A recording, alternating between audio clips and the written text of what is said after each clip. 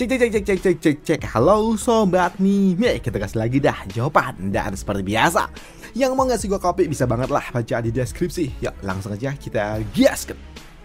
Mereview sedikit dari part sebelumnya. Saat ini terjadi kesalahpahaman di antara tiga ahli puncak ranah Guiyuan, di mana Dan Kingseng dia diusir oleh Black Supreme ketika dia gagal mengalahkan mantan master sektinya itu. Dan itu juga membuat Dan Kingseng dia pun pergi dengan penyesalan. Namun kesalahpahaman di antara tiga ahli tua itu, di mana Dan Kingseng dia mengira kalau pedang suci telah dipindahkan oleh kedua Supreme dan menilai kalau dirinya belum layak untuk mendapatkan pedang suci. Sedangkan untuk kedua Supreme, mereka mengira kalau pedang suci telah ada di tangan dari Dan Kingseng karena mereka berpikir dan juga tidak lagi dapat merasakan aura dari pedang suci di area tambang batu roh suci. Nah, ini adalah sebuah kesalahpahaman yang dapat membuat Zhao Fan selamat dari kehancuran.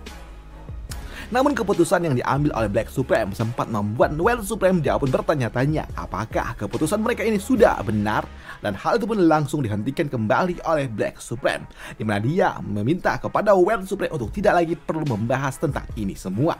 Kalau saat ini pedang itu juga udah dibawa oleh Dan Kingseng, jadi kenapa mereka harus meributkan hal ini lagi?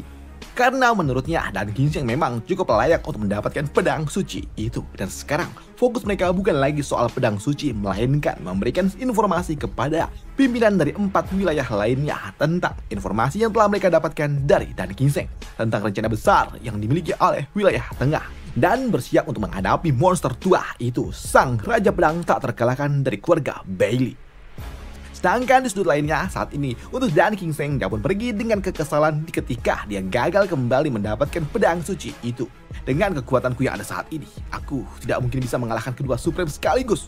Dan dengan kekuatanku yang ada saat ini, kedua Supreme mereka melihatku sepertinya aku masih belum layak untuk mendapatkan pedang suci itu, ujar dari orang tua ini sembari pergi meninggalkan tempat ini. Sedangkan di sudut lainnya, melihat perselisihan tiga master tua puncak ranah Guiyuan berakhir dengan penuh drama kesalahpahaman, membuat Zhao Fan dia pun terlihat gemetar. Tubuhnya gemetar karena dia sungguh sangat senang. Karena ini adalah hal yang sangat sempurna untuk dirinya dapat lolos dari tiga master tua itu. Sungguh sempurna, aku berhasil membuat Dan Kingseng, orang nomor 1 di wilayah barat, menanggung beban yang sangat besar. Bahkan, dia tidak sadarkan diri akan situasinya karena dia berpikir kalau pedang itu ada di tangan kedua Supreme. Sementara, untuk kedua Supreme, mereka mengira kalau pedang itu ada bersama dengan Dan Kingseng. Sungguh luar biasa, bahkan tidak ada yang menduga kalau ternyata pedang itu ada bersama dengan diriku. Ucap dari Zhao Fan sembari tertawa jahat. Namun di sudut lainnya, melihat Zhao Fan yang tertawa sendiri setelah melihat hal gila besar seperti itu membuat Yang Xia dia pun bingung dong. Sedang apa Zhao Fan dan kenapa dia tiba-tiba saja tertawa seperti itu? Ada apa? Ucap dari Yang Xia yang mengejutkan bagi Zhao Fan. Di sini Zhao Fan dia pun beralasan kalau dirinya sangat senang karena saat ini Sekte Muci akan menduduki posisi nomor 1 di jajaran Sekte Tengah. Ucap Zhao Fan dengan kikuknya. Mendengar apa yang diucapkan oleh Zhao Fan membuat Yang Xia tidak percaya. Dia curiga dengan jawaban yang diberikan oleh Zhao Fan. Namun tetap saja jawaban yang diberikan oleh Zhao Fan sungguh sangat mencurigakan bagi Yang Xia, karena pengumuman soal peringkat udah diumumkan dari tadi, tapi kenapa Zhao Fan baru merasa senangnya sekarang? Sungguh mencurigakan. Perasaan tadi dirimu itu biasa-biasa saja. Mencurigakan, ucap dari Yang Xia. Tapi untuk Zhao Fan dia pun gak peduli dengan apa yang diucapkan oleh Yang Xia dan dia mengabaikannya begitu saja, yang membuat Yang Xia jadi tambah bingung. Bocah ini aneh, pikir dari Yang Xia. Namun di sini Yang Xia dia juga nggak banyak protes karena dia juga tahu Zhao Fan dia selalu saja memikirkannya sendiri apa yang akan dia lakukan di masa depan. Jadi Yang Xia dia juga nggak ambil pusing karena dia juga tahu Zhao Fan dia selalu penuh akan misteri. Dan kini beberapa saat kemudian murid-murid pun kembali ke kediaman mereka masing-masing. Dan untuk Yang Xia saat ini dia sedang memikirkan sebuah rencana bagaimana caranya untuk pamer dan juga mengejutkan orang-orang yang ada di Sekte Moji. Setelah apa yang telah mereka dapatkan di dalam turnamen naga ganda kali ini. Karena saat ini dia juga harus memberikan sebuah laporan kepada Master Sekte Moji. Dan untuk Zhao Fan, ya terserahlah, dia nggak peduli dengan itu semua. Dan kini Zhao Fan dia pun memasuki kamarnya, dan ketika dia baru aja mau menutup pintu, Zhao Fan dia pun cukup terkejut ketika dia mendengar suara seseorang yang berujar, "Bocah, dalam beberapa hari lagi kau akan pulang kembali ke sektemu kan?" Dan ternyata orang itu adalah Dan Kingseng. Setelah sekian hari bersama dengan dirimu, orang tua ini rasanya benar-benar tidak ingin pisah dengan dirimu. Ucap dari Dan Qingseng. Mendadak, kedatangan dari Dan Qingseng sempat mengejutkan bagi Zhao Fan karena dia tidak merasakan aura kedatangan dari orang tua ini. Dan dengan sangat hati-hati Zhao Fan dia berujar, senior, ada apa? Kenapa kau ada di sini? Ucap dari Zhao Fan sembari berkeringat dingin. Di sini Zhao Fan dia pun sempat berpikir apakah orang tua ini tahu akan sesuatu atau dia datang ingin mengujiku, pikir dari Zhao Fan. Namun tebakan dari Zhao Fan ternyata salah karena saat ini Dan Qingseng dia datang hanya ingin mengeluh saja. Karena saat ini dia gagal mendapatkan pedang suci itu. Kedua Supreme mereka telah bersiap akan kedatanganku dan rencananya gagal. Namun untuk Zhao Fan dia pun mencoba untuk dapat menghibur Dan Qingseng dengan berujar, senior kau luar biasa. 1 lawan 2 dan kau masih dapat melukai mereka. Kau luar biasa senior. Soal pedang suci itu ya memang hanya kau lah yang layak untuk mendapatkannya di wilayah barat ini. Memangnya siapa lagi yang pantas selain dirimu? Ucap dari Zhao Fan, puji dari dirinya. Namun untuk Dan Qingseng dia pun tidak peduli dengan hasil itu karena saat ini kenyataannya dia telah gagal mendapatkan pedang suci.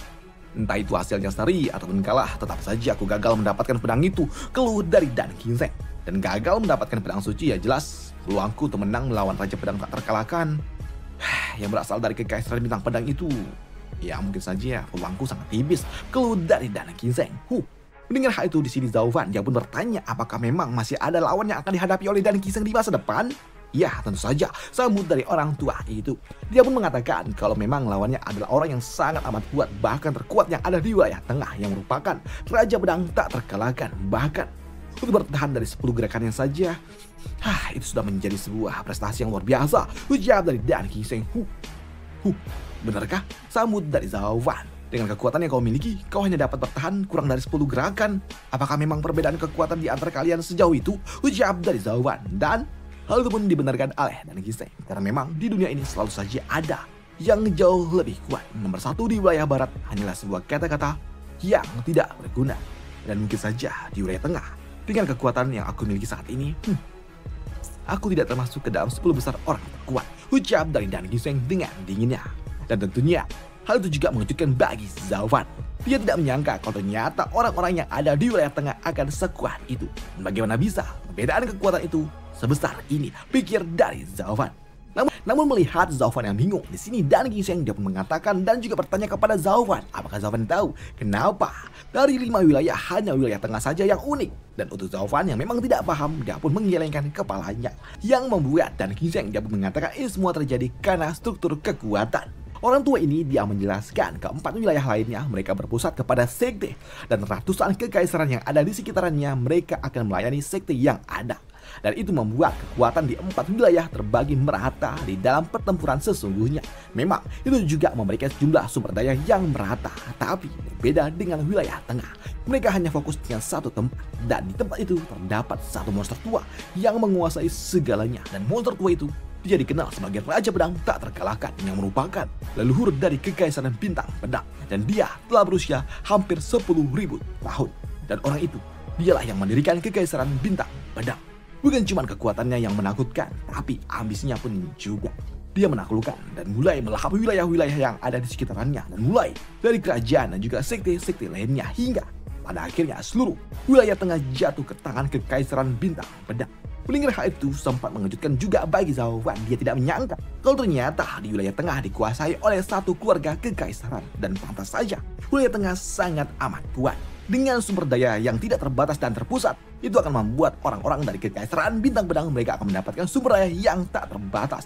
Nah itu akan membuat mereka, orang-orang dari kekaisaran bintang pedang dapat melahirkan para master-master kuat tanpa perlu khawatir kekurangan sumber daya.